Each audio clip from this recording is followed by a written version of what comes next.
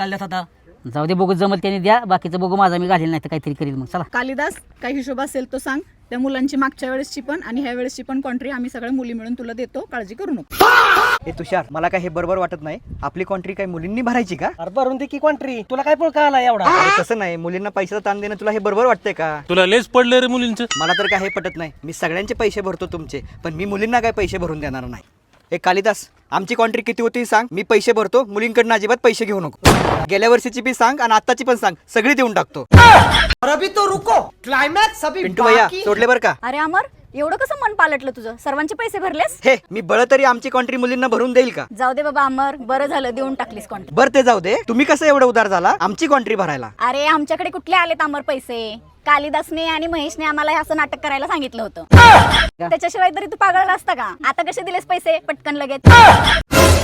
पिंटू भाया, आपला खर्च झाला क्लिअर आता. चला. अरे तुला म्हटलं होतं ह्यांच्या नादी लागू नको, आता घे जिरवून चांगली.